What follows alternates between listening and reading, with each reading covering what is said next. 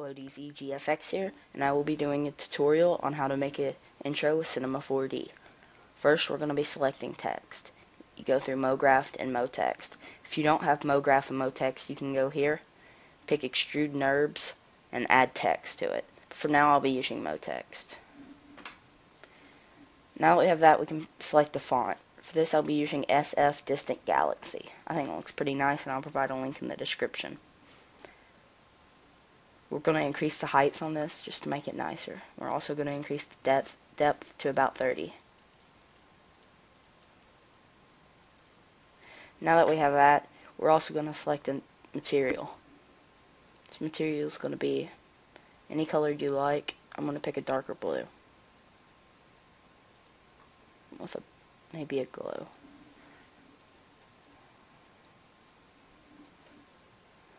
See how that renders out.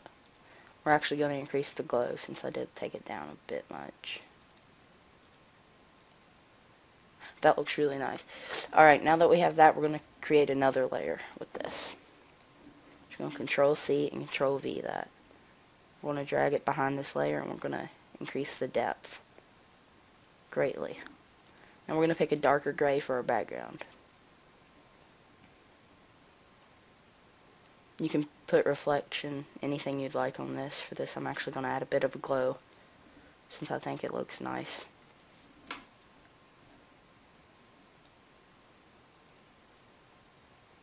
There you have it. Alright, now that we have that, we're going to edit our text. You can select the first one, hold Control, and click the next one. We selected both of them. Now we're just going to select fillet caps on both of them. I'm going to decrease this to 3. And also add fillet caps right here. We're going to decrease it to 3. Now that we have that, we're actually going to go back to here. We're going to increase this to probably 6. Now that we have that, we can render it out. That looks really nice. So now that we have that, we're just going to zoom in a bit. We're going to edit our settings. Onto 80 by 720. This is YouTube render settings. Now that we have that, you want to go down here where it says frame range. It'll be on current frame by default. You want to pick all frames. And then we'll want to go to save. You want to select AVI movie or QuickTime movie, whichever one you have. Now everything else is fine here, and we're just going to select a place to save this file. I'm going to pick videos, and I'm going to do tutorial. Now that we have that, we're going to edit what our text says. Control. Okay. Object. Let's go here. We can do to okay. I like that. Alright. Now that we have that, we have our text. So let's add a light. You can pick target light, area light, spotlight, whatever you'd like. So I'm just going to select a regular light for now. See how that looks. I'm also going to add an area light. Decrease the light back there. Increase it right there, probably. And then that looks really nice. You don't have to add lights, it's really just up to you. So now that we have that, we can begin with the animation process. You're going to have a plugin called Thrausi.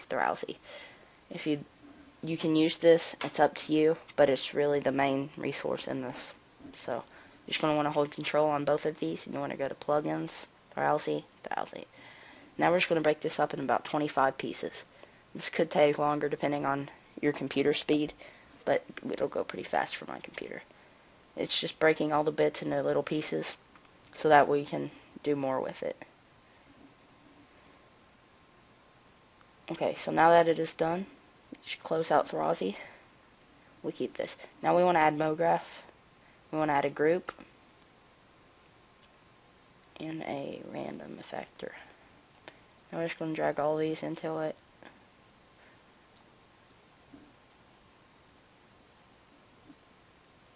Alright, now we have that. So with the random effector, this is what it allows us to do. You can go to point, and you see how it does that, it distorts it.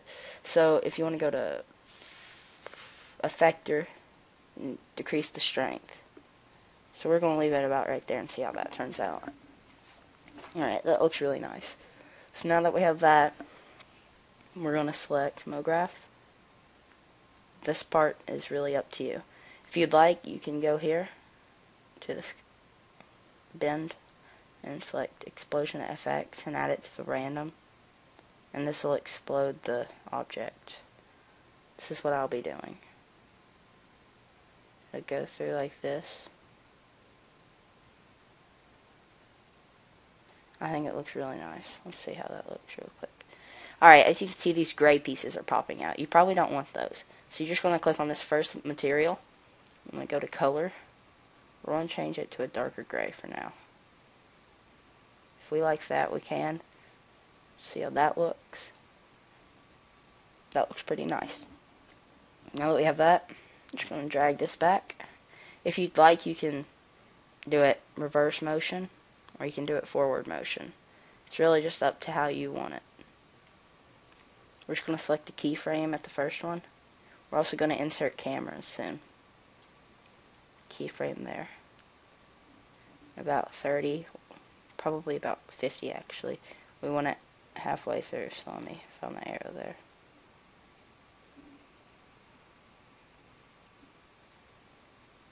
Keyframe. Let's make this about 150. Now, we're going to take it to about 100. Keyframe it about right there. Now we're going to take it about to 120 and keyframe it out. I'm just going to increase the size here. I want to see how this turns out.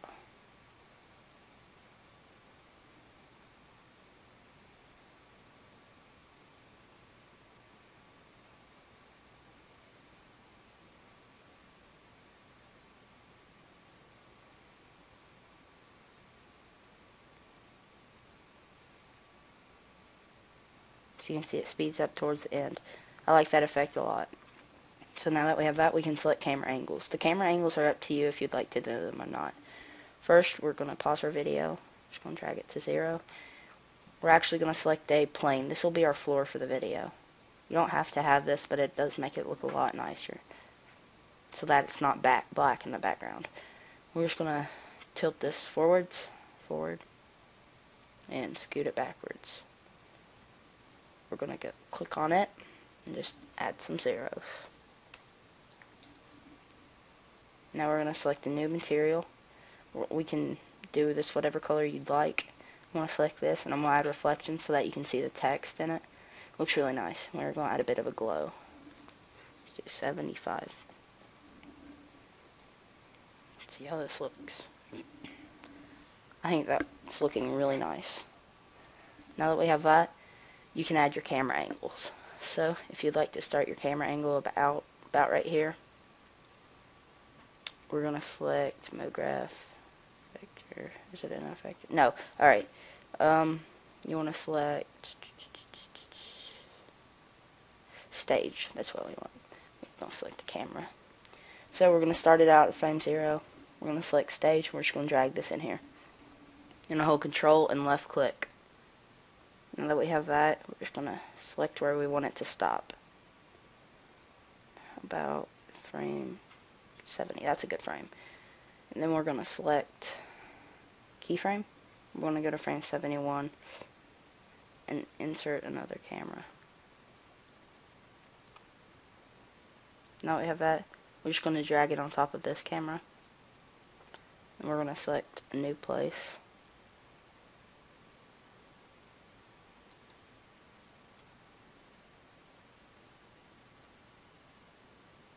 About right there.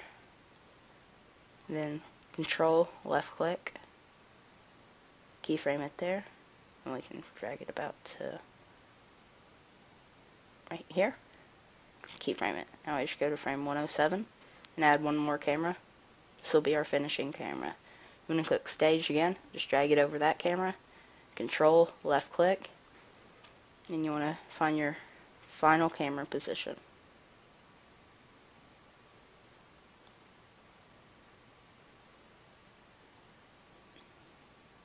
Now we can test.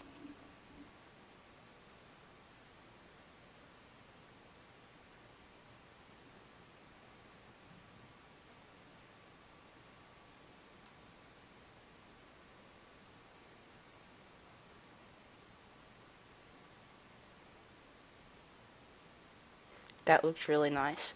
So if that suits you, you can use that. If you would like something different, like a motion camera, you can also do that. It's really just up to you and how you want it to be. So that's pretty much all we have for this. And to save it, you just want to go right here, and it'll render out all your frames. You can see it starts out with the first frame, and it'll just render that out. Hope you guys enjoyed this tutorial, and I'll see you next time.